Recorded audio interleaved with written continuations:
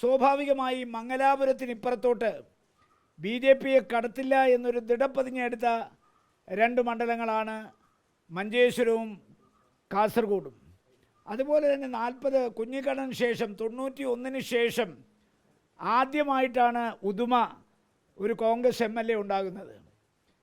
ഇപ്പോഴത്തെ working committee മെമ്പറും മുൻ KPC പ്രസിഡന്റുമായ കെ സുധാകരൻ കണ്ണൂരിൽ നിന്ന് വന്ന് മത്സരിച്ചിട്ട് ജയിക്കാത്ത ഒരു മണ്ഡലമായ ഉദുമ മണ്ഡലത്തിൽ നമുക്കറിയാം ഇത്തവണ സ്തുത്യർഹമായ വിജയമാണ് ശ്രീ നീലകണ്ഠൻ കരസ്ഥമാക്കിയത്.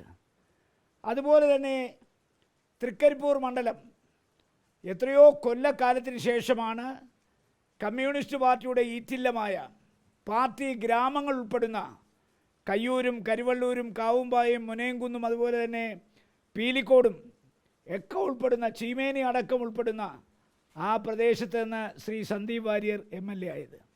അപ്പോൾ ഇപ്പോൾ ഞാൻ കാസർഗോഡ് MP എന്ന നിലയ്ക്ക് ഞാൻ മുൻകൂട്ടി പ്രവചിച്ചാണ് ഇത്തവണ സത്യപ്രതിജ്ഞയ്ക്ക് പോകുമ്പോൾ 4 MLA-മാരെയും കൊണ്ടാണ് ഞാൻ പോകുന്നത്. പക്ഷേ കാസർഗോഡ് മണ്ഡലത്തിൽ നിന്ന് പാർലമെൻറ്റ് മണ്ഡലത്തിൽ നിന്ന് 5 MLA-മാരുമായിട്ട് ഞാൻ പോകുന്നത്. കാരണം പയ്യന്നൂർ MLA-യും ഇത്തവണ അവിചാരിതമായി അപ്രതീക്ഷിതമായി ഒരു യഥാർത്ഥ കമ്മ്യൂണിസ്റ്റുകാരനായ ശ്രീ കുഞ്ഞികൃഷ്ണൻ അവിടെ വിജയിച്ചു. 4 MLA-മാരാണ് കാസർഗോഡ് ജില്ലയിലുള്ളത്.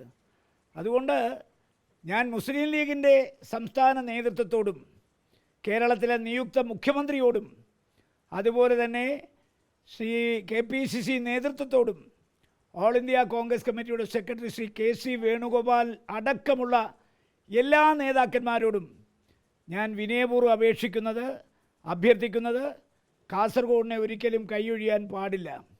ഇത്ര കണ്ട് സ്തുത്യർഹമായ വിജയം കരസ്ഥമാക്കിയ ഒരു കാലഘട്ടവും കാസർഗോഡ് ഉണ്ടായിട്ടില്ല എന്നുള്ള പശ്ചാത്തലത്തിൽ മുസ്ലിം ലീഗ് കാസർഗോഡിനെ പരിഗണിക്കാൻ തയ്യാറാകണം. അതുപോലെ തന്നെ കോൺഗ്രസ് നേതൃത്വവും കാസർഗോഡിനെ പരിഗണിക്കാൻ തയ്യാറാകണം.